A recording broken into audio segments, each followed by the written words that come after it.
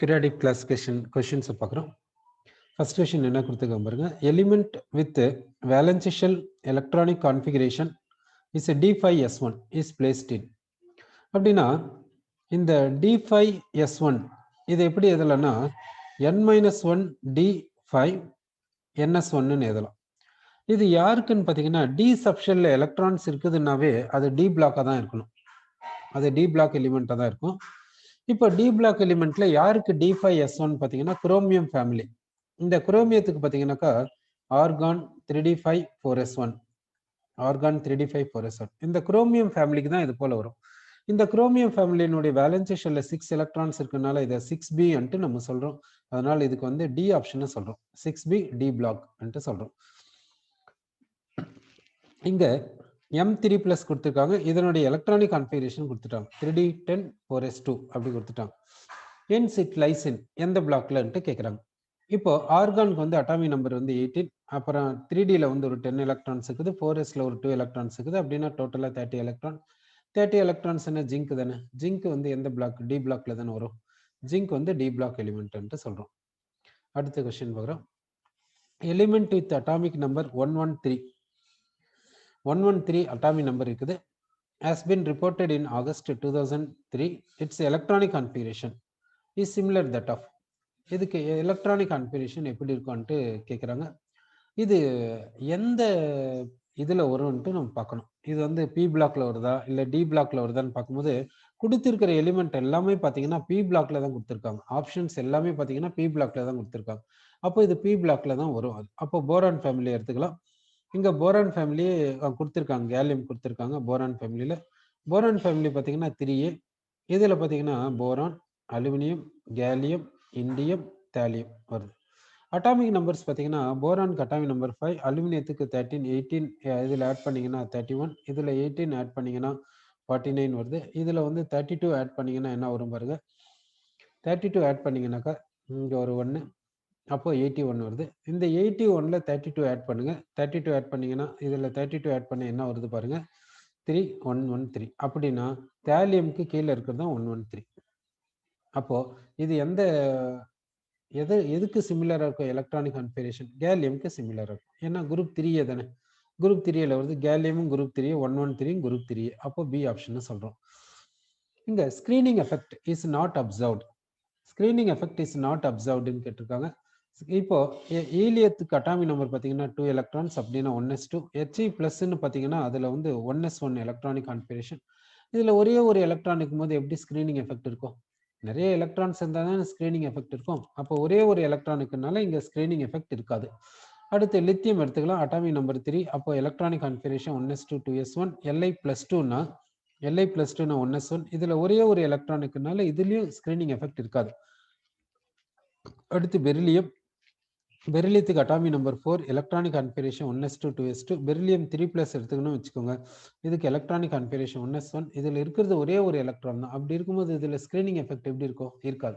அப்போ single electron ஸ்பீசிஸ்னா screening effect இருக்காது. அப்போ என்ன சொல்லலாம்னா ஆல் ஆஃப் தீஸ் கேசஸ் நம்ம இங்கே சொல்லலாம். அடுத்த கொஸ்டின் எடுத்துக்கிறோம். இங்கே which element has highest first ionisation potential? இதில் பார்த்தீங்கன்னாக்கா இந்த நோபல் கேஸஸ் இருக்கு பாருங்க, நைட்ரஜன், அடுத்து நோபல் கேஸ் ஈலியம் இருக்குது, அடுத்து நியான் இருக்குது, அடுத்து ஹைட்ரஜன் இருக்குது. நோபல் கேஸஸ்ல பார்த்தீங்கன்னா நோபல் கேஸஸ்க்கு தான் அயனைசேஷன் பொட்டன்ஷியல் வந்து அதிகமாக இருக்கும். ஒவ்வொரு பீரியட்லையும் பார்த்தீங்கன்னா லாஸ்ட், அதாவது நோபல் கேஸுக்கு தான் ஹையஸ்ட் அயனைசேஷன் பொட்டன்ஷியல் இருக்கும். நோபல் கேஸஸ்ல டவுன் த குரூப் பண்ணீங்கன்னா அயனைசேஷன் பொட்டன்ஷியல் கம்மியாகும். அப்போ யாருக்கு ஹையஸ்டா இருக்கணும்? இந்த ஹீலியம்க்கு ஹையஸ்டா இருக்கும். அடுத்த கொஸ்டின் பார்க்குறோம். இங்க which is largest in size in aqueous solution? aqueous solutionல யாருக்கு லார்ஜஸ்ட் சைஸ்ன்னு கேட்டிருக்காங்க. இப்போ Li+ எடுத்துக்கலாம். இந்த Li+ கேசியஸ் ஸ்டேட்ல எடுத்துக்கோங்க. அடுத்து Na+ கேசியஸ் ஸ்டேட்ல எடுத்துக்கோங்க. இப்போ இங்க ரெண்டு பேருக்கு சைஸை பார்க்கலாம். சைஸ் எப்படி இருக்குன்னா இது கம்மியா இருக்கும், இதுக்கு சைஸ் பார்த்தீங்கன்னா அதிகமா இருக்கும். இது இந்த Li+ என்ன பண்ணுதுன்னா ஹைட்ரேஷனுக்கு போகுது. இது ஹைட்ரேஷனுக்கு போச்சுன்னா என்ன கொடுக்குன்னா Li+ ஆக்வஸ் கொடுக்குது. இதை வந்து ஹைட்ரேட்டட் அயான் சொல்றோம். சோடியமும் ஹைட்ரேஷன் போயிட்டு ஹைட்ரேட்டட் சோடியம் அயனை கொடுக்குது. இப்போ பார்த்தீங்கன்னா எக்ஸ்டென்ட் ஆஃப் ஹைட்ரேஷன் பார்த்தீங்கன்னாக்கா இங்க அதிகமா இருக்கும். எக்ஸ்டென்ட் ஆஃப் ஹைட்ரேஷன் லித்தியம்ல அதிகமா இருக்கும். ஏன்னா சைஸ் கம்மியா இருக்கனால நியூக்ளியஸ்ல இருந்து அவுட்டர் ஷெல்லுக்கு டிஸ்டன்ஸ் கம்மியா இருக்கும். அதனால வாட்டர் மாலிகுலோட நல்லா ஸ்ட்ராங் அட்ராக்ஷன் போகும். அதனால இங்க எக்ஸ்டென்ட் ஆஃப் ஹைட்ரேஷன் லித்தியம்ல அதிகமா இருக்கறனால சைஸ் ஆஃப் ஹைட்ரேட்டட் அயான், இது வந்து ஹைட்ரேட்டட் அயான், Li பிளஸ் aqueousனா ஹைட்ரேட்டட் அயான் சொல்லுவோம். சைஸ் ஆஃப் ஹைட்ரேட்டட் அயான் இங்க அதிகமா இருக்கும், இங்க சைஸ் ஆஃப் ஹைட்ரேட்டட் அயான் கம்மியா இருக்கும். அப்போ டவுன் த குரூப் பாத்தீங்கன்னாக்கா Li plus, Na plus, K plus, Rb plus, Cesium plus, இது வந்து அல்காலி மெட்டல் அயான்ஸ். இங்க டவுன் த குரூப் பண்ணீங்கன்னா சைஸ் ஆஃப் அயான்ஸ் என்ன ஆகுதுனாக்கா அதிகமாகுது, எக்ஸ்டென்ட் ஆஃப் ஹைட்ரேஷன் என்ன ஆகுதுனாக்கா கம்மியாகுது. அதனால சைஸ் ஆஃப் ஹைட்ரேட்டட் அயான் என்ன ஆகுனா கம்மி ஆயிடும். இப்போ அவங்க வந்து என்ன கேட்டிருக்காங்கன்னா லார்ஜஸ்ட் இன் சைஸ், ஹைட்ரேட்டட் அயானுக்கு சைஸ் எங்க ஹையஸ்டா இருக்குன்னு கேக்குறாங்க. So size of hydrated ion ஹையஸ்டா இருக்கும் எங்கன்னாக்கா லித்தியம்ல ஹையஸ்டா இருக்கும்னு சொல்றோம். அடுத்த கொஸ்டின் பார்க்குறோம். First second and third ionisation potential values கொடுத்துருக்காங்க. இந்த எலிமெண்ட் என்னன்னு கேட்டுட்டு இருக்காங்க. இப்போ ஃபர்ஸ்ட் அயனைசேஷன் பொட்டன்ஷியல் பாருங்க 100 electron volt, second ionisation potential பாருங்க 150 electron volt, third ionisation energy பாருங்க 1500 எலக்ட்ரான் வோல்ட். அப்படின்னா செகண்ட்ல இருந்து தேர்டுக்கு போகும்போது அயனைசேஷன் பொட்டன்ஷியல் ரொம்ப அதிகமா இன்க்ரீஸ் ஆயிருக்கு. அப்படின்னாக்கா இங்க இதோட வேலன்சி எலக்ட்ரான்ஸ் முடிஞ்சிச்சுன்னு அர்த்தம். இங்கோட வேலன்ஸ் எலக்ட்ரான்ஸ் முடிஞ்சிச்சு. இங்க இந்த செகண்ட் அயனைசேஷன் எனர்ஜி முடிஞ்ச உடனே நோபல் கேஸ் கான்ஃபிகரேஷன் அட்டைன் பண்ணுது. அதனால தான் தேர்ட் அயனைசேஷன் பொட்டன்ஷியல் வந்து ரொம்ப அதிகமா இருக்குதுன்னு அர்த்தம். அப்போ எந்த இடத்துல இருந்து எந்த இடம் அயனைசேஷன் பொட்டன்ஷியல் லார்ஜ் ஜம்ப் பண்ணுதோ, அதாவது இங்க செகண்ட்ல இருந்து தேர்டுக்கு லார்ஜ் ஜம்ப் பண்ணுதுன்னா இந்த செகண்ட் அயனைசேஷன் எனர்ஜில நோபல் கேஸ் கான்ஃபிகரேஷனை அட்டைன் பண்ணுதுன்னு அர்த்தம். அப்போ இது வந்து எந்த குரூப்ல வரணும், செகண்ட் குரூப்ல தான் வரணும். அப்போ செகண்ட் குரூப்னா என்ன அர்த்தம், பெரிலியம். Second குரூப்னா beryllium. ஏன்னா பெரிலியத்துக்கு எலக்ட்ரானிக் கான்ஃபிகரேஷன் பாத்தீங்கன்னா 1s2 2s2ன்னு சொல்லுவோம். ஃபர்ஸ்ட் அயனைசேஷன் எனர்ஜி பாத்தீங்கன்னா Be+, இதுக்கு எலக்ட்ரானிக் கான்ஃபிகரேஷன் பாத்தீங்கன்னா 1s2 2s1. Second ionization energy பாத்தீங்கன்னா Be2+, இதுக்கு எலக்ட்ரானிக் கான்ஃபிகரேஷன் பாத்தீங்கன்னா 1s2. அப்படின்னா நோபல் கேஸ் கான்ஃபிகரேஷன். அப்போ இப்போ ஹீலியம் கான்ஃபிகரேஷன் இருக்குது. இப்போ தேர்ட் அயனைசேஷன் எனர்ஜி எப்படி இருக்கும், இதை விட I2வை விட ரொம்ப அதிகமா இருக்கும். அதனால தான் இங்க ஆன்சரை பெரிலியம் சொல்லிக்கோ. அடுத்த கொஸ்டின் பார்க்குறோம். which is maximum polarizing power of cation.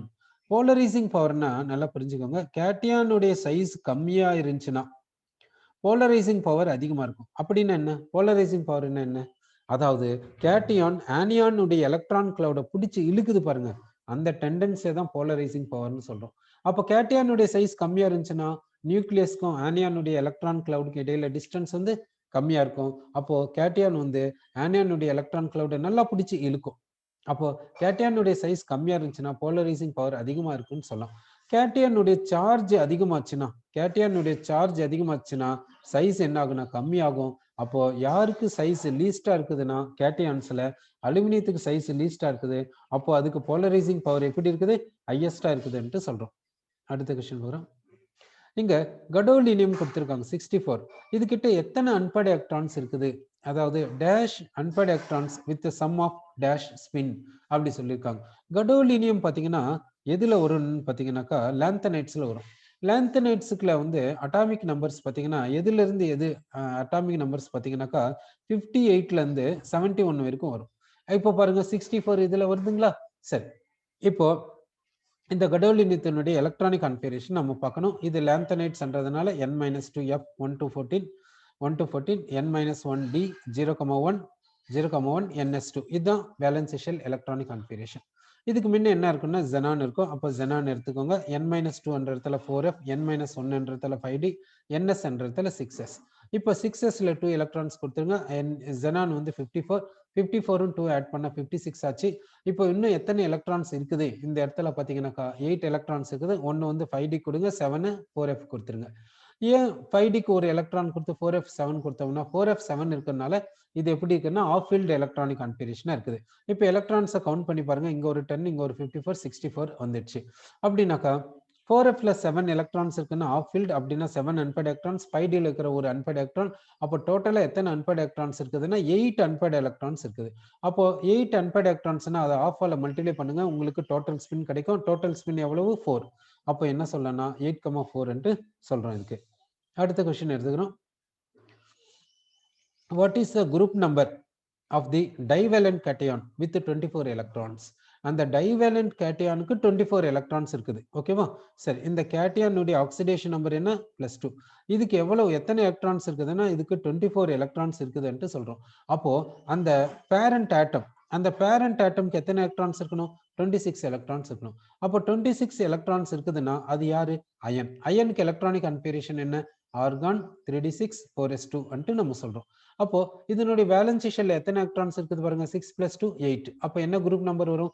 8th group வரும். குரூப் நம்பர் என்ன சொல்றோம்? 8th குரூப் வரும்னு சொல்றோம்.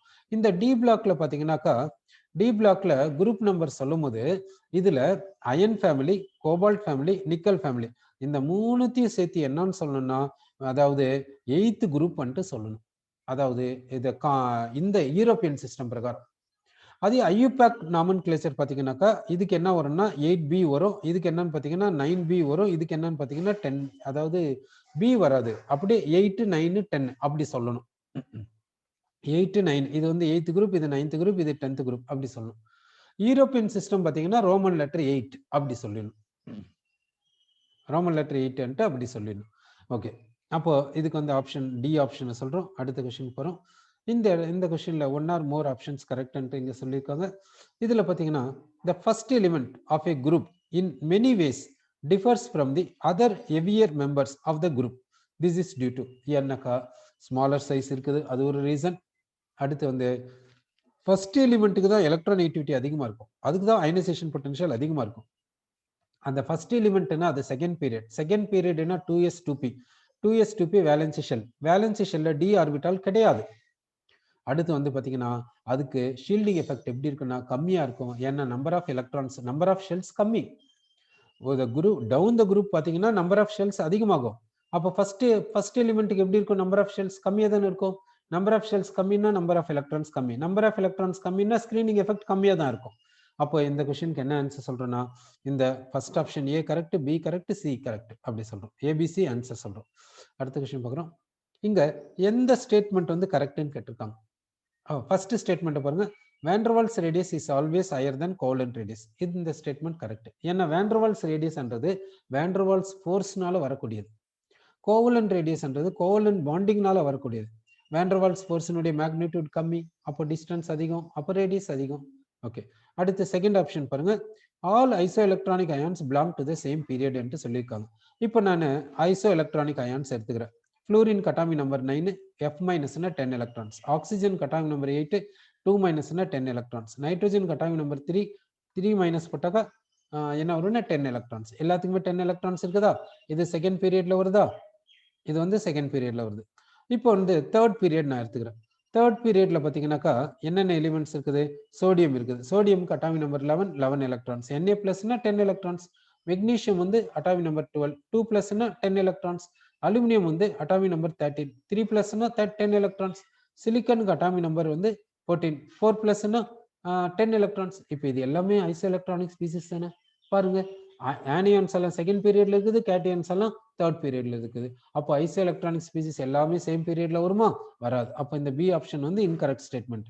சரி, தேர்ட் ஆப்ஷன் பார்க்கலாம். தேர்ட் ஆப்ஷன்ல first ionization energy of nitrogen is higher than oxygen. ஏ அன்ட்டு நம்ம பார்க்கலாம். இப்போ நைட்ரோஜனுக்கு எலக்ட்ரானிக் கான்ஃபிகரேஷன் பார்த்தீங்கன்னா ஹீலியம் 2s2 2p3 அப்படின்னா of field electronic configuration. 2p3 வந்து ஆஃப் ஃபீல்டா இருக்குது. இப்போ ஃபர்ஸ்ட் அயனைசேஷன் எனர்ஜி கொடுத்தாச்சு. இப்போ வந்து என்ன வருதுன்னா n+ வருது. இப்போ கான்ஃபிகரேஷன் பார்த்தீங்கன்னா என்ன வரும்னா ஹீலியம் 2s2 2p2 இப்படி இருக்குது. இப்போ இது வந்து பார்ஷியலி ஃபில்ட். கரெக்ட்டுங்களா? இப்போ ஆக்சிஜன் எடுத்துக்கலாம். ஆக்சிஜன் எடுத்துக்கிட்டீங்கன்னா அதுக்கு எலக்ட்ரானிக் கான்ஃபிகரேஷன் பார்த்தீங்கன்னா helium 2s2 2p4 2s2 2p4. இப்போ ஃபர்ஸ்ட் அயனைசேஷன் எனர்ஜினா என்ன ஆகுனாக்கா ஆக்சிஜனுக்கு எலக்ட்ரானிக் கான்ஃபிகரேஷன் எப்படி வரும்னா helium 2s2 2p3 2s2 2p3 இருக்கு. இப்போ பார்த்தீங்கன்னா இதுதான் ஆஃப் ஃபீல்டு. ஆக்சிஜன்ல பார்ஷியலி ஃபீல்டு வந்து ஆஃப் ஃபீல்டா மாறுது. நைட்ரஜன்ல வந்து ஆஃப் ஃபீல்டு பார்ஷியலி ஃபீல்டா மாறுது. அப்போ யாருக்கு அயனைசேஷன் எனர்ஜி அதிகமா இருக்கும்? நைட்ரஜனுக்கு தான் அதிகமா இருக்கும். அப்போ வந்து first ionization energy of nitrogen is higher than oxygen. Correct தான். இப்போ செகண்ட் அயனைசேஷன் எனர்ஜி பார்க்கலாம். இப்போ n+ இருந்து செகண்ட் அயனைசேஷன் எனர்ஜிக்கு போறோம். இப்போ எலக்ட்ரானிக் கான்ஃபிகரேஷன் என்ன வரும்னா ஹீலியம் 2s2 2p1, அதாவது பார்ஷியலி ஃபில்டு வந்து பார்ஷியலி ஃபில்டா தான் மாறுது. ஆக்சிஜன்ல பாத்தீங்கன்னா ஆஃப் ஃபில்டா இருக்குது. இது செகண்ட் அயனைசேஷன் எனர்ஜிக்கு போகும்போது பார்ஷியலி ஃபில்டா மாறிடும். பார்ஷியலி ஃபில்டா மாறுது. ஓகேங்களா? ஆஃப் ஃபில்டு பார்ஷியலி ஃபில்டா மாறுதுனாக்கா இது ஸ்டேபிள் அன்ஸ்டேபிளா மாறுதுன்னு தானே அர்த்தம். அப்போ I2 இங்க தானே அதிகமா இருக்கணும். ஆக்சிஜனுக்கு தான் I2 வந்து அதிகமா இருக்கும். அப்போ தேர்ட் ஸ்டேட்மெண்ட் கரெக்ட். சரி, அடுத்து வந்து ஃபோர்த் ஸ்டேட்மெண்ட்டுக்கு போலாம். The electron gain enthalpy of oxygen is higher than that of sulfur. கிடையாது. இந்த ஹாலோஜன் ஃபேமிலியில பாத்தீங்கன்னா chlorine, chlorine, bromine, iodine, astatine. இதுல down the group electron gain enthalpy என்ன ஆகுதுன்னா டிக்ரீஸ் ஆகுது. ஆனா ஃப்ளோரின் டு குளோரின் வந்து அனாமலஸ், அப்நார்மல். ஃப்ளோரினுக்கு கம்மியா இருக்குது, குளோரினுக்கு அதிகமா இருக்குது. அதே போல oxygen family, oxygen, sulphur, selenium, tellurium, polonium. இங்க சல்ஃபர்ல இருந்து பொலோனியம் போகும்போது எலக்ட்ரான் கெயின் என்தால்பி டிக்ரீஸ் ஆகுது. ஆனா ஆக்சிஜன்ல இருந்து சல்ஃபர் போகும்போது என்ன ஆகுதுன்னா இன்க்ரீஸ் ஆகுது. சல்ஃபருக்கு தான் எலக்ட்ரான் கெயின் என்தால்பி அதிகம், ஆக்சிஜனுக்கு கம்மி. எலக்ட்ரான் கெயின் என்தால்பி இது எலக்ட்ரான் நெகட்டிவிட்டி கிடையாது. ஆனா எலக்ட்ரான் நெகட்டிவிட்டி பாத்தீங்கன்னா ஆக்சிஜனுக்கு தான் அதிகம். எலக்ட்ரான் கெயின் என்தால்பி பாத்தீங்கன்னா சல்ஃபருக்கு அதிகமா இருக்கும், ஆக்சிஜன் கம்மியா இருக்கும். அப்போ இங்க எந்த ஸ்டேட்மெண்ட்ஸ் கரெக்டா இருக்குதுன்னா ஃபர்ஸ்ட் ஆப்ஷன் கரெக்டா இருக்குது, ஏ ஆப்ஷனும் சி ஆப்ஷனும் கரெக்டா இருக்குது. இங்க அடுத்த क्वेश्चन பார்க்கிறோம். which of the following pairs have nearly the same atomic radii? Same atomic ரேடியை யாருக்கு இருக்குதுன்ட்டு நம்ம இங்க கேட்டிருக்காங்க. சரி, இங்க அட்டாமிக் ரேடியஸ் சேம் அப்படின்னா இந்த ஜிர்கோனியம் ஆஃப்னியம் எங்க வருதுன்னா டி பிளாக் எலிமெண்ட்ஸ்ல வருது. டி பிளாக் எலிமெண்ட்ஸ்ல டைட்டானியம் ஃபேமிலி பாத்தீங்கன்னா டைட்டானியம், ஜிர்கோனியம், ஆஃப்னியம், ரூதர்ஃபோர்டியம். இது வந்து டைட்டானியம் ஃபேமிலி டி பிளாக் எலிமெண்ட்ல. இந்த ஜிர்கோனியம் ஆஃப்னியத்துக்கு அட்டாமிக் ரேடியஸ் நியர்லி சேமா இருக்கும். ஏன் சேமா இருக்குதுன்னாக்கா இந்த ஆஃப்னியத்துல வந்து 4f14 இருக்குது. ஆஃப்னியத்துல இருந்து 4f14 வரும். ஆஃப்னியத்துல இருந்து இப்படி ரைட் சைட்ல போட்டீங்கன்னா 4f14 வரும். இந்த 4f14 உடைய லாந்தனைடு கான்ட்ராக்ஷன் உடைய ரிஃப்ளெக்ஷனால, அந்த 4f14 உடைய வெரி பூர் ஸ்கிரீனிங் எஃபெக்ட்னால ஆஃப்னியத்தினுடைய அட்டாமிக் ரேடியஸ் ஜிர்கோனியத்தை விட கம்மியா, ஜிர்கோனியத்துக்கு நியர்லி ஈக்குவலா இருக்குது. அப்படின்னா இது வந்து என்னன்னா 5D சீரிஸ். இது வந்து 5D சீரிஸ். ஜிர்கோனியம் என்னன்னா 4D series. 4D series D block எலிமெண்ட்ஸ்ல. டைட்டானியம் வந்து 3D சீரிஸ். இப்போ 3D சீரிஸ்ல இருந்து 4D சீரிஸ் போகும்போது அட்டாமிக் ரேடியஸ் என்ன ஆகும்னா இன்க்ரீஸ் ஆகும். 5D சீரிஸ்ல இருந்து இந்த 6D சீரிஸ்க்கு போகும்போது அட்டாமிக் ரேடியஸ் என்ன ஆகும்னாக்கா இன்க்ரீஸ் ஆகும். ஆனா ஜிர்கோனியத்துல இருந்து ஆஃப்னியம் போகும்போது அட்டாமிக் ரேடியஸ் நியர்லி சேமா இருக்கும். ஏன்னா ஆஃப்னியத்துல 4f14 இருக்குது. அது கொடுக்கக்கூடிய வெரி பூர் ஸ்கிரீனிங் எஃபெக்ட்னால அட்டாமிக் ரேடியஸ் வந்து நியர்லி ஈக்குவலா இருக்குதுன்ட்டு சொல்றோம். இது வந்து டி பிளாக்ல எங்க இருந்து வரும்னா டைட்டானியம் ஃபேமிலியில இருந்து கண்டினியூ ஆகும். டைட்டானியம் ஃபேமிலி இருந்து 4B அதுல இருந்து தான் கண்டினியூ ஆகும். ஸ்காண்டியம் ஃபேமிலியில இருக்காது. என்ன ஸ்காண்டியம் ஃபேமிலியில வந்து அந்த 4f14 கிடையாது. அதனால ஓகே, அப்போ வந்து இந்த ஏ ஆப்ஷன் ஆன்சரை சொல்லும். பி ஆப்ஷன் வந்து அல்காலி மெட்டல்ஸ். அல்காலி மெட்டல்ஸ்க்கும் 4f14க்கும் சம்மந்தம் கிடையாது. அல்காலி மெட்டல்ஸுக்கும் இந்த லாந்தனைடு கான்ட்ராக்ஷன் கொண்டு வர வேண்டாம். பிளாட்டினம், பெல்லடியம் எங்க வருதுன்னு பாத்தீங்கன்னாக்கா நிக்கல் ஃபேமிலியில பாருங்க. நிக்கல், நிக்கல், பெல்லடியம், பிளாட்டினம், டங்ஸ்டடியம். இது பாத்தீங்கன்னா 5D சீரிஸ், இது வந்து 4D சீரிஸ். அதனால பிளாட்டினம் பெல்லடியத்துக்கு வந்து அட்டாமிக் ரேடியஸ் எப்படி இருக்குதுன்னு சொல்றோம், நியர்லி ஈக்குவலா இருக்குதுன்ட்டு நம்ம இங்க சொல்லியிருக்கோம். சரி, அடுத்து வந்து இந்த டி ஆப்ஷன் பாத்தீங்கன்னா ஜிங்க் அண்ட் கேட்மியம். பாத்தீங்கன்னா ஜிங்க் வந்து 3D சீரிஸ், கேட்மியம் வந்து 4D series. Zinc family elements பாத்தீங்கன்னா ஜிங்க், கேட்மியம், மெர்குரி, காப்பர்னீசியம். ஸோ அதனால இதுல வந்து அந்த அட்டாமிக் ரேடியஸ் சேமா வராது. 5D சீரிஸ்க்கும் 4D சீரிஸ்க்கும் சேமா வரும். எங்க இருந்துன்னா டைட்டானியம் ஃபேமிலியில இருந்து தான். அது போல. சரி, அப்போ இங்க ஏ ஆப்ஷனும் சி ஆப்ஷனும் ஆன்சரா இங்க சொல்றோம். ஓகே, அடுத்த கொஸ்டின் பார்க்குறோம். தி elements which exist in liquid stayed at room temperature. Liquid ஸ்டேட்ல பாத்தீங்கன்னா மெர்குரி வந்து லிக்விட் ஸ்டேட்ல இருக்கும். ஏன்னா அது தெர்மோமீட்டர்ல யூஸ் பண்ணும்போதே தெரியும். புரோமின் வந்து லிக்விட். இந்த ஹாலோஜன் ஃபேமிலியில பாத்தீங்கன்னா ஃப்ளூரின் வந்து கேஸ், குளோரின் வந்து கேஸ். ப்ளீச்சிங் பவுடர் போட்டா குளோரின் ஸ்மெல் அடிக்குது இல்ல, குளோரின் வந்து கேஸ். அடுத்து புரோமின் பாத்தீங்கன்னா லிக்விட், அயோடின் பாத்தீங்கன்னா சாலிட். அயோடின் வந்து சப்ளிமேஷன் போகன்ட்டு எல்லாம் சொல்லுவாங்கல்ல, அப்போ அயோடின் வந்து சாலிட், புரோமின் வந்து லிக்விடா இருக்கும். இந்த புரோமின் எங்க யூஸ் பண்ணுவாங்கன்னா சால்ட் அனாலிசிஸ்ல புரோமின் வாட்டர் ஆட் பண்ணலாம்னு சொல்லுவாங்க. அதனால இந்த புரோமின் எப்படி இருக்குன்னா லிக்விட் ஸ்டேட்ல இருக்கும். இந்த கேலியம் என்னன்னு சொல்லுவாங்கன்னா சம்மர் லிக்விட்ன்ட்டு சொல்லுவாங்க. ஏன் இதை சம்மர் லிக்விட்ன்ட்டு சொல்றேன்னா சம்மர் டைம்ல இது லிக்விடா இருக்கும். ஏன்னா இதனுடைய மெல்டிங் பாயிண்ட் ரொம்ப கம்மியா இருக்கும். இதை வந்து சம்மர் லிக்விட்னு சொல்றோம். சம்மர் டைம்ல இது லிக்விடா தான் இருக்கும். சோடியம் பாத்தீங்கன்னா இது வந்து சாலிட். ஏன்னா இதை வந்து நைஃபை வச்சு கட் பண்ணி பீஸ் பீஸா போடணும் லெசிக்னஸ் டெஸ்ட்லன்ட்டு சொல்லுவோம்ல, அப்போ வந்து இது வந்து சாலிட். சரி, இங்க வந்து எது லிக்விட்னு கேட்டிருக்காங்க. அப்போ வந்து மெர்குரி, புரோமின், கேலியம் லிக்விட்ன்ட்டு சொல்லலாம். நெக்ஸ்ட் கொஸ்டின் வரும். இந்த இடத்துல பாத்தீங்கன்னா ஃபர்ஸ்ட் அயனைசேஷன் எனர்ஜி கொடுத்துருக்காங்க, செகண்ட் அயனைசேஷன் எனர்ஜி கொடுத்துருக்காங்க, கிலோஜூல் பர் மோல்ல கொடுத்துருக்காங்க. அடுத்து electron gain enthalpy kilojoule per மோல்ல கொடுத்துருக்காங்க.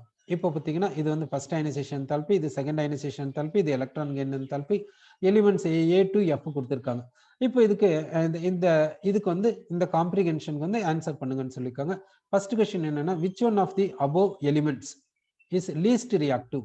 லீஸ்ட் ரியாக்டிவ்னாவே அது எப்படி இருக்கணும், எந்த பக்கம் போகணும் அன்ட்டு யோசிச்சு பாருங்க.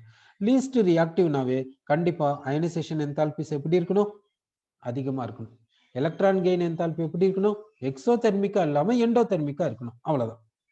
எக்ஸோதெர்மிக்கா இல்லாம எண்டோதெர்மிக்கா இருந்துச்சுனாக்கா அதை லீஸ்ட் ரியாக்டிவ்ன்ட்டு சொல்லலாம். இப்போ இந்த கொடுத்திருக்கிற ஆப்ஷன்ஸ்ல பாத்தீங்கன்னா ABCDEFல பாத்தீங்கன்னா எலக்ட்ரான் கெயின் என்தால்பி இங்க மட்டும்தான் பிளஸ்ல இருக்குது, அப்படின்னா இது எண்டோதெர்மிக்கா வருது. எலக்ட்ரான் கெயின் என்தால்பி பாசிட்டிவா வருதுனாவே அது நோபல் கேஸஸா இருக்கலாம், பெரிலியமா இருக்கலாம், நைட்ரஜனா இருக்கலாம், இப்படிதான் வரணும்.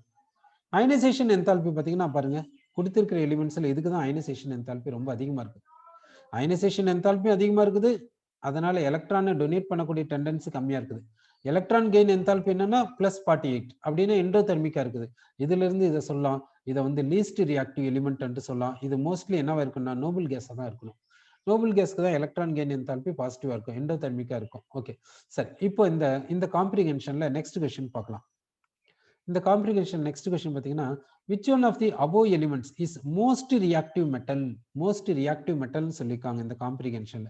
இப்போ இதுல எது மோஸ்ட் ரியாக்டிவ் மெட்டல்னு சொல்றாங்க. மெட்டல்னாவே நல்ல ஞாபகம் வச்சுக்கோங்க, அயனைசேஷன் பொட்டன்ஷியல் ஃபர்ஸ்ட் கம்மியா இருக்கும். அயனைசேஷன் பொட்டன்ஷியல் எங்க கம்மியா இருக்குது, ஏல கம்மியா இருக்குது, பில கம்மியா இருக்குது, சியும் டியும் யோசிச்சு பார்க்கலாம், எஃப்ல கொஞ்சம் கம்மியா இருக்கு. அப்போ இங்க மோஸ்ட் ரியாக்டிவ் மெட்டல் அனும்போது அயனைசேஷன் என்தால்பி லீஸ்டா இருக்கணும். அப்போ அயனைசேஷன் என்தால்பி லீஸ்டா இருக்கணும் அனும்போது இந்த பியை நம்ம கன்சிடர் பண்ணிக்கலாம். ஏன்னா பில வந்து அயனைசேஷன் என்தால்பி லீஸ்டா இருக்குது, அதாவது இது அல்காலி மெட்டலா இருக்கலாம். அப்போ அயனைசேஷன் என்தால்பி லீஸ்டா இருக்குது. எப்படி இது அல்காலி மெட்டல்னு சொல்றேன்னா, செகண்ட் அயனைசேஷன் என்தால்பி பாருங்க டிராஸ்டிக்கா அதிகமா இருக்குது ஃபர்ஸ்ட்டை விட. அப்போ நோ டவுட் இது அல்காலி மெட்டல் தான். அப்போ இது அல்காலி மெட்டல்னாவே அதுக்கு ரியாக்டிவிட்டி அதிகமா இருக்குன்னு சொல்லலாம். அப்போ பி வந்து அல்காலி மெட்டல், ஈவன் ஏ கூட அல்காலி மெட்டல் தான். ஏன்னா செகண்ட் அயனைசேஷன் என்தால்பி பாருங்க ஃபர்ஸ்ட் அயனைசேஷன் என்தால்பி கம்பேர் பண்ணும்போது டிராஸ்டிக்கா அதிகமா இருக்குது. அப்போ இந்த ஏவும் பியும் அல்காலி மெட்டல்ஸ் தான். இது ரெண்டுத்துல எதுக்கு ரியாக்டிவிட்டி ஹையஸ்டா இருக்குன்னாக்கா பிக்கு தான் ஹையஸ்டா இருக்கும். ஏன்னாக்கா இதுக்கு வந்து அயனைசேஷன் பொட்டன்ஷியல் எப்படி இருக்குதுன்னா கம்மியா இருக்குதுன்ட்டு நம்ம சொல்றோம். அப்போ இங்க என்ன கேட்டிருக்காங்கன்னா மோஸ்ட் ரியாக்டிவ் எலிமெண்ட் கேட்டிருக்காங்க. அப்போ மோஸ்ட் ரியாக்டிவ் எலிமெண்ட்னு பார்க்கும்போது என்ன சொல்லலாம், இந்த பியை சொல்லலாம். ஏன்னா இதுக்கு தான் அயனைசேஷன் என்தால்பி ரொம்ப லீஸ்டா இருக்குது. ஓகே, அடுத்த கொஸ்டின் பாத்தீங்கன்னா, which one of the above elements is most reactive நான் மெட்டல்னு கேட்டிருக்காங்க. நான் மெட்டல்ல மோஸ்ட் ரியாக்டிவா இருக்கணும். இப்போ இதுல வந்து நான் மெட்டல் எடுத்துக்கணும், அதுல வந்து மோஸ்ட் ரியாக்டிவா இருக்கணும். நான் மெட்டல்னாவே ஃபர்ஸ்ட் அயனைசேஷன் பொட்டன்ஷியல் அதிகமா இருக்கணும். சரி, அதுக்குன்னு ஈ எடுத்துக்காதீங்க, ஈ வந்து நோபல் கேஸ், அதை விட்டுருங்க. அப்போ நான் ரியாக்டிவ் மெட்டல்னா அது அயனைசேஷன் பொட்டன்ஷியல் அதிகமா இருக்கணும். அப்போ வந்து சி எடுத்துக்கலாம், டி எடுத்துக்கலாம், அயனைசேஷன் பொட்டன்ஷியல் அதிகமா இருக்கும். அப்புறமா நான் மெட்டல்னா எப்படி இருக்கணும், எலக்ட்ரான் கெயின் என்தால்பி மோர் எக்ஸோதெர்மிக்கா இருக்கணும். அப்போ வந்து -328 இருக்குது பாருங்க. அப்போ -328 மோர் எக்ஸோதெர்மிக்கா இருக்குது அப்படின்னா இது என்னவா இருக்கலாம், ஹாலோஜனா இருக்கலாம். ஹாலோஜன் தான், அதுல என்ன டவுட், ஹாலோஜன். அப்போ இந்த சி ஆப்ஷன் ஹாலோஜனா இருக்குது. இதுக்கு எலக்ட்ரான் கெயின் என்தால்பி ரொம்ப அதிகமா இருக்குது, மோர் எக்ஸோதெர்மிக்கா இருக்குது. அதனால இந்த ஹாலோஜனை வந்து மோஸ்ட் ரியாக்டிவ் நான் மெட்டல்ன்ட்டு சொல்றோம். சரி, இப்போ மோஸ்ட் ரியாக்டிவ் நான் மெட்டல் எதுனாக்கா இந்த ஹாலோஜனை சொல்றோம். ஹாலோஜன் வந்து மோஸ்ட் ரியாக்டிவ் நான் மெட்டல் அப்படி சொல்லியிருக்கோம். அடுத்த கொஸ்டின் பாருங்க, the metal which can form a stable binary halide, stable binary halide of the formula MX2, எது வந்து ஸ்டேபிள் பைனரி ஹாலைடை ஃபார்ம் பண்ணும் அன்ட்டு கேட்டிருக்காங்க. சரி, இப்போ நமக்கு தேவை வந்து என்னன்னா ஸ்டேபிள் பைனரி ஹாலைட் அப்படின்னா இது மெட்டலா இருக்கணும். மெட்டலா இருக்குன்னாவே அயனைசேஷன் பொட்டன்ஷியல் கம்மியா இருக்கிறதா பாருங்க. அப்போ சியும் டியும் எடுக்காதீங்க. ஏ வந்து அல்காலி மெட்டல்னு தெரிஞ்சு போச்சு, பியும் அல்காலி மெட்டல்னு தெரிஞ்சு போச்சு. ஏன்னா செகண்ட் அயனைசேஷன் என்தால்பி ரொம்ப அதிகமா இருக்குது ஃபர்ஸ்ட் அயனைசேஷன் என்தால்பியை கம்பேர் பண்ணும்போது. அப்போ ஒரே பாசிபிலிட்டி என்னன்னா எஃப் மட்டும்தான் நமக்கு பாசிபிலிட்டி இருக்குது. ஏன்னா சிடி வந்து நம்ம நான் மெட்டல்ஸ் சொல்லியாச்சு. ஏன்னா அந்த எலக்ட்ரான் கெயின் என்தால்பி பாருங்க மோர் நெகட்டிவா இருக்குது சிடில. அதனால சிடி நான் மெட்டல்ஸ் முடிஞ்சிச்சு. இப்போ எஃப் மட்டும் தான் நமக்கு பாசிபிலிட்டி இருக்குது. எஃப்ல பாருங்க ஃபர்ஸ்ட் அயனைசேஷன் என்தால்பியும் செகண்ட் அயனைசேஷன் என்தால்பியும் பாருங்க. அதாவது ஏபில இருக்கிற மாதிரி டிராஸ்டிக் டிஃபரன்ஸ் இல்ல. அதனால எஃப் தான் அல்காலின் எர்த் மெட்டல். எஃப் தான் அல்காலின் எர்த் மெட்டல்னு சொல்லலாம். அப்போ இது வந்து +2 ஆக்சிடேஷன் நம்பரை காமிக்கும். அப்போ வந்து இதை வந்து இந்த கொஸ்டினுக்கு ஆன்சரா நம்ம இங்க சொல்லலாம். அப்போ இங்க என்ன சொல்லிருக்காங்கன்னா ஸ்டேபிள் பைனரி ஆலைடு அனும்போது எது ஸ்டேபிள் பைனரி ஆலைடு ஃபார்ம் பண்ணுனாக்கா இந்த last element alkaline earth metal தான் ஸ்டேபிள் பைனரி ஆலைட ஃபார்ம் பண்ணுன்ட்டு சொல்றோம். ஓகே, இப்போ நெக்ஸ்ட் கொஸ்டின் எடுத்துக்கிறோம். which one of the above elements is least reactive non-metal? இங்க என்ன சொல்லிருக்காங்கன்னா least reactive non-metal. non-metal இருக்கணும் ஆனா least reactive இருக்கணும். ஓகேங்களா? சரி, இப்போ non-metal இருக்கணும் ஆனா எப்படி இருக்குன்னா least reactive இருக்கணும். இப்போ இதுல non-metals எதெல்லாம் பார்த்தோம்? C, D, E. E வந்து நோபல் கேஸ், அதனால விட்டுருங்க. CD எடுத்துக்கோங்க. Cல வந்து Cக்கு வந்து எலக்ட்ரான் கெயின் என்தால்பி மோர் நெகட்டிவ், அதனால இது ஹாலஜன். லீஸ்ட் ரியாக்டிவ் அனுமதி என்ன இருக்குது? டி மட்டும்தான் இருக்குது. ஓகேங்களா? அப்போ இதுக்கு என்ன ஆப்ஷன் சொல்றேன்னா மோஸ்ட் ரியாக்டிவ் நான் மெட்டல்ன்ட்டு கேட்டிருக்காங்க. அப்போ மோஸ்ட் ரியாக்டிவ் அதாவது லீஸ்ட் ரியாக்டிவ் நான் மெட்டல் கேட்டிருக்காங்க. அப்போ லீஸ்ட் ரியாக்டிவ் நான் மெட்டல் என்ன சொல்லனாக்கா அந்த டியை சொல்லலாம். டி எலிமெண்ட்டை சொல்லுறோம் லீஸ்ட் ரியாக்டிவ் நான் மெட்டல்ல. ஓகே, நெக்ஸ்ட் கொஸ்டின் பார்க்குறோம். இப்போ இந்த கொஸ்டின்ல பார்த்தீங்கன்னாக்கா the metal which can form predominantly stable covalent halide mx, stable covalent halide. first metal னு சொல்லிட்டாங்க. அடுத்து வந்து mx னா என்ன அர்த்தம்? m+1 x-1. அப்போ வந்து அல்காலி மெட்டலா இருக்கும். அதே டைம்ல இது அல்காலி மெட்டலா இருக்கணும், அதே டைம்ல எப்படி இருக்கணும்? கோவலண்டா இருக்கணும்னு சொல்லிட்டாங்க. அப்போ கோவலண்டா இருக்கணும்னு சொல்லியிருக்காங்க. அப்போ என்ன வரும்னு நம்ம இங்க பார்க்கலாம். இப்போ பாருங்க அல்காலி மெட்டல்னாவே நமக்கு ஏபி தான் பாசிபிலிட்டி. இப்போ ஏக்கு வந்து அதிகமான அயனைசேஷன் என்தால்பி இருக்கிறதுனால இது வந்து லித்தியமா இருக்கலாம். பிக்கு வந்து அயனைசேஷன் என்தால்பி கம்மியா இருக்கனால இது சோடியமா இருக்கலாம். அப்போ ஏ வந்து லித்தியமா இருக்கிறதுனால இதுக்கு வந்து கோவலன் நேச்சர் அதிகம். லித்தியத்துக்கு தானே கோவலன் நேச்சர் அதிகம். அதனால இந்த 520 அயனைசேஷன் என்தால்பி அதிகமா இருக்குது பாருங்க பியை விட. அப்போ ஏக்கு தான் என்னன்னாக்கா ஏவும் பியும் அல்காலி மெட்டல்ன்றது கன்ஃபார்ம் ஆயிடுச்சு. ஆனா எதுக்கு கோவலன் நேச்சர் அதிகமா இருக்கும்? ஏக்கு தான் கோவலன் நேச்சர் அதிகமா இருக்கும்ட்டு நம்ம சொல்றோம். அப்போ இந்த கொஸ்டினுக்கு ஆன்சர் என்ன சொல்லணும்னா அந்த எலிமெண்ட் ஏக்கு தான் கோவலன் நேச்சர் அதிகம்ட்டு நம்ம சொல்றோம். சரி, இது வந்து அல்காலி மெட்டல், இது வந்து லித்தியமா இருக்கலாம் நம்ம சொல்றோம். ஓகே, அடுத்த கொஸ்டின் பார்க்குறோம். இங்க மேட்சிங் சொல்லியிருக்காங்க, மேட்ச் பண்ண சொல்லியிருக்காங்க. இந்த மேட்சிங்ல பாத்தீங்கன்னா ஃபர்ஸ்ட் என்ன சொல்லியிருக்காங்க, காலம் 1 வந்து காலம் 2 அண்ட் காலம் 3யோட மேட்ச் பண்ண சொல்லியிருக்காங்க. காலம் 1ல என்ன சொல்லியிருக்காங்கன்னா ரியாக்டிவ் நான் மெட்டல். ரியாக்டிவ் நான் மெட்டல்னாவே நல்லா தெரிஞ்சு போச்சு, அது குளோரின் தான். ரியாக்டிவ் நான் மெட்டல்னாவே அது குளோரின் தான். ஏன்னா காலம் 1ல ஆன்டிமனி வந்து மெட்டலாய்டு, சோடியம் வந்து மெட்டல், ஆர்கான் வந்து ரியாக்ஷனுக்கு போகாது, நோபல் கேஸ். அப்போ வந்து ரியாக்டிவ் நான் மெட்டல்னாவே அது வந்து குளோரின் தான். குளோரினுக்கு என்ன எலக்ட்ரானிக் கான்ஃபிகரேஷன் வரும்? எந்த வேலன்சி ஷெல் எலக்ட்ரானிக் கான்ஃபிகரேஷன் வரும்? NS2 NP5 அதுல வருது. அடுத்து வந்து செகண்ட்ல பாத்தீங்கன்னா சாஃப்ட் மெட்டல். சாஃப்ட் மெட்டல்னு சொல்லியிருக்காங்க. சாஃப்ட் மெட்டல்னாவே சோடியம்ன்றது தெரிஞ்சு போயிடுச்சு. சாஃப்ட் மெட்டல்னாவே சோடியம், ஏன்னா நைஃபை வச்சு கட் பண்ணலாம்ல. சரி, அப்போ சோடியத்துக்கு ஜெனரல் எலக்ட்ரானிக் கான்ஃபிகரேஷன் என்ன வரும்? NS1ல தானே சோடியம் வரும். சரி, அடுத்து வந்து சில பாத்தீங்கன்னா என்ன சொல்லியிருக்காங்கன்னா கெமிக்கலி அன்ரியாக்டிவ். அன்ரியாக்டிவ்னா யாரு? ஆர்கான் தானே அன்ரியாக்டிவ். ஆர்கான் எதுல வரும்? ஆக்டட் கான்ஃபிகரேஷன்ல வரும். அப்போ NS2 NP6 சொல்றோம். அடுத்து ஃபோர்த் பாத்தீங்கன்னா மெட்டலாய்டு. மெட்டலாய்டுனா ஆன்டிமனி. ஆன்டிமனி வந்து மெட்டலாய்டு. அது வந்து ஆன்டிமனி எந்த குரூப்ல வருதுனாக்கா நைட்ரஜன் ஃபேமிலியில வருது. Nitrogen, phosphorus, arsenic, antimony, bismuth. இந்த 5th குரூப் வந்து +3 +5 ஜெனரலா காமிக்கும். அப்போ +3 காமிக்குதுனாக்கா அப்போ R2O3 ஆக்சைடு வருமா இல்லையா? வரும். ஓகே, அப்போ டிக்கு வந்து இந்த மெட்டலாய்டுன்னு பாத்தீங்கன்னா ஆன்டிமனி. ஆன்டிமனி எதுல வருதுன்னா நைட்ரஜன் ஃபேமிலியில வருது. நைட்ரஜன் ஃபேமிலினா NS2 NP3 அப்படி சொல்லலாம். இந்த கொஸ்டினுக்கு ஆன்சர் வந்து இதுதான். இந்த மேட்ச் த ஃபாலோவிங்க்கு இந்த ஆன்சரை நம்ம இங்க சொல்லியிருக்கோம். அடுத்த கொஸ்டின் போறோம். இங்க how many unpaired electrons present in cobalt ion? இப்போ கோபால்ட்டுக்கு அட்டாமிக் நம்பர் பாத்தீங்கன்னா 27, எலக்ட்ரானிக் கான்ஃபிகரேஷன் பாத்தீங்கன்னா ஆர்கான் 3d7 4s2. இதுதான் கோபால்ட்டுக்கு எலக்ட்ரானிக் கான்ஃபிகரேஷன். இப்போ CO3+னா 3 எலக்ட்ரான்ஸ் ரிமூவ் பண்ணணும். ஃபர்ஸ்ட் 4sல இருந்து 2 எலக்ட்ரான்ஸ் ரிமூவ் பண்ணிடுங்க. 3dல இருந்து ஒரு எலக்ட்ரானை ரிமூவ் பண்ணுங்க. அப்போ 3d வந்து என்ன ஆகும்னா 6 ஆயிடும். அப்போ 3d 6 இருக்குது. 3dல வந்து 5 ஆர்பிட்டால்ஸ் இருக்கும். இந்த 6 எலக்ட்ரான்ஸ் இப்படி நம்ம ஃபில் பண்றோம். இப்போ பாருங்க அன்பேர்ட் எலக்ட்ரான்ஸ் எத்தனை இருக்குதுன்னு கவுண்ட் பண்ணி பாருங்க. அன்பேர்ட் எலக்ட்ரான்ஸ் எத்தனை வருதுங்க? 4 அன்பேர்ட் எலக்ட்ரான்ஸ் வருதுன்ட்டு நம்ம இங்க சொல்றோம். ஓகே, சரி அடுத்த கொஸ்டின் போறோம்.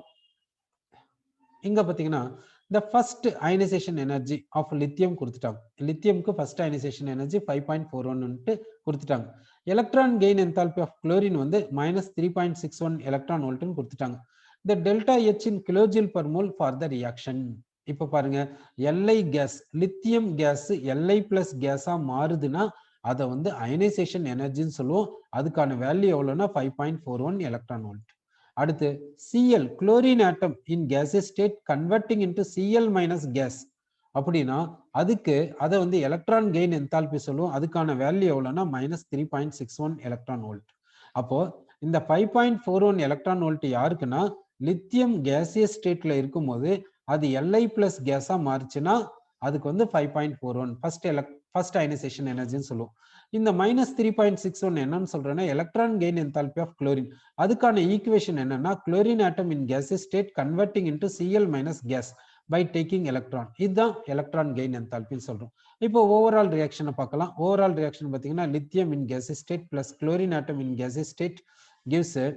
இப்போ இந்த லித்தியம் கேஸ்ல இருக்கிறது Li பிளஸா மாறும்போது ஒரு எலக்ட்ரானை விடும். இந்த எலக்ட்ரான் கேன்சல் ஆயிடுது. அப்போ Li plus gas plus Cl minus gas. இதுதான் ஓவரால் ஈக்குவேஷன். இந்த ஈக்குவேஷனுக்கு தான் அங்க டெல்டா H கேட்கறாங்க. அப்போ இந்த ஈக்குவேஷன், இந்த ஓவரால் ஈக்குவேஷன் எப்படி நமக்கு கிடைச்சிச்சு? இந்த ஆஃப் ரியாக்ஷன் ஆட் பண்ணதுனால இந்த ஓவரால் ரியாக்ஷன் கிடைச்சிச்சு. அப்போ இந்த 2 எலக்ட்ரான் வோல்ட்டையும் ஆட் பண்ணிடுங்க. இந்த 2 எலக்ட்ரான் வோல்ட்டையும் ஆட் பண்ணா நமக்கு என்ன வருது என்று பாருங்க. சரி, 1.8 எலக்ட்ரான் வோல்ட் இங்க வருது. இந்த எலக்ட்ரான் வோல்ட்டை நம்ம இப்போ என்னவா மாத்தணும்னா கிலோ ஜூல் பர் மோலா மாத்தணும். சரி, இப்போ 1.8 எலக்ட்ரான் வோல்ட்டை ஃபர்ஸ்ட் ஜூலா மாத்துங்க. எலக்ட்ரான் வோல்ட்டை ஜூலா மாத்தும் போது என்ன பண்ணுன்னா 1.602 into 10⁻⁹ மல்டிப்ளை பண்ணிக்கோங்க. இப்போ வந்து யூனிட் என்னன்னா ஜூல். இந்த ஜூலை கிலோ ஜூலா மாத்துங்க. அதுக்கு 10⁻³ மல்டிப்ளை பண்ணிக்கோங்க. இது வந்து கிலோ ஜூல். இப்போ 1 மோல்க்கு மாத்துங்க.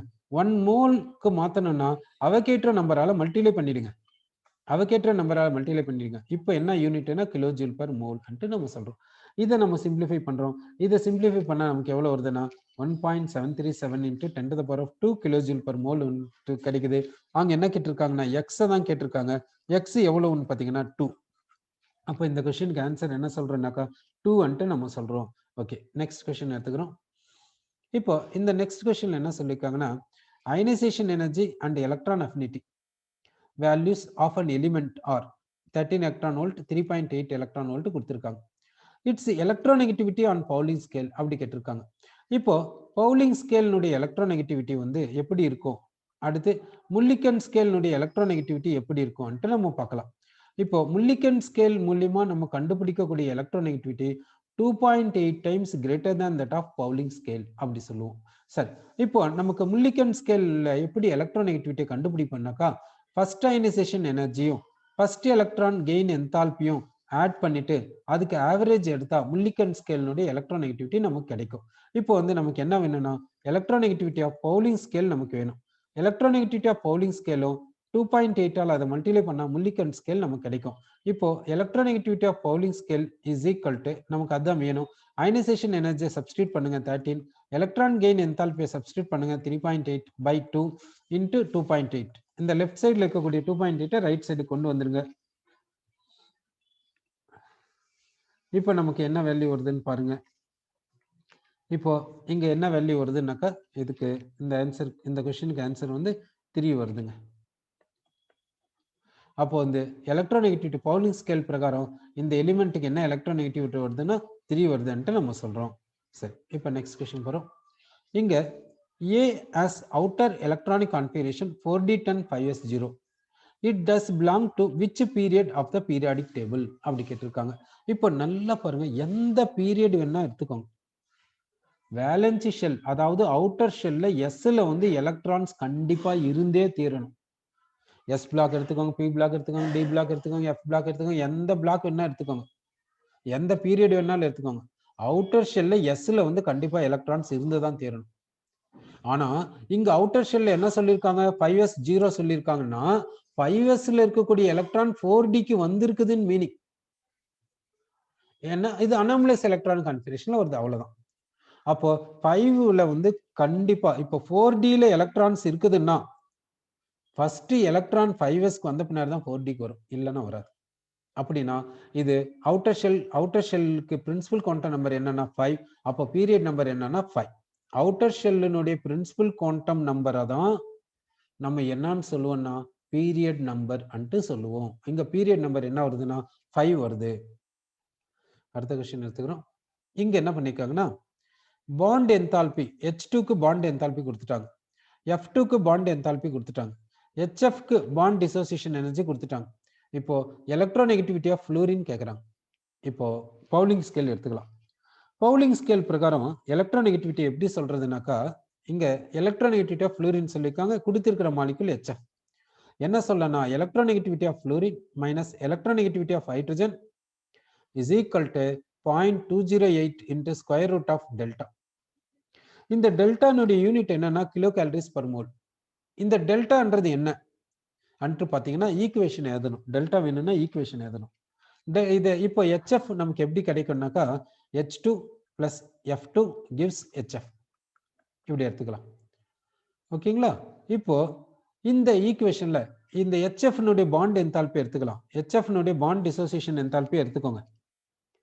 அடுத்து H2 னுடைய பாண்ட் டிசோசியேஷன் என்தால்பி எடுத்துக்கோங்க, அது ஆஃபால மல்டிப்ளை பண்ணிக்கோங்க.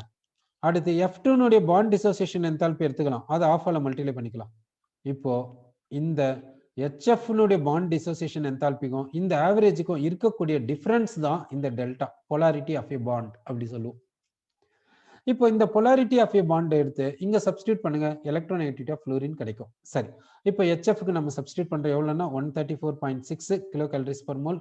அடுத்து ஆஃப் இன்ட்டு H2க்கு வந்து 104.2 kilo calories per mole plus half into F2க்கு வந்து 36.6 kilo calories per mole.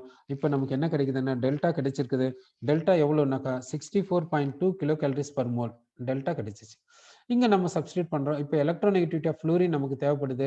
Electronegativity of hydrogen 2.1 கொடுத்துட்டு இருக்காங்க, equal to 0.208 into square root of delta எவ்வளவுன்னு பாத்தீங்கன்னாக்கா எவ்வளவு வருதுன்னா 64.2 இருக்குது. டெல்டா வந்து 64.2 கிலோ கேலரிஸ் பர் மோல். இந்த டெல்டா வந்து கிலோ கேலரிஸ் பர் மோல்ல தான் இருக்கணும். இப்போ இதன் பிரகாரம் நம்ம இதை சிம்பிளிஃபை பண்றோம். எலக்ட்ரோநெகட்டிவிட்டி ஆஃப் ஃப்ளூரின் வருது, எவ்வளவு வருதுன்னா 3.766 வருது. அப்போ it is rounded of to 4. அப்போ இது இன்டீஜர் டைப்பா இருக்கனால ஆன்சர் என்னன்னு சொல்லணும்னாக்கா 4 நம்ம சொல்றோம்.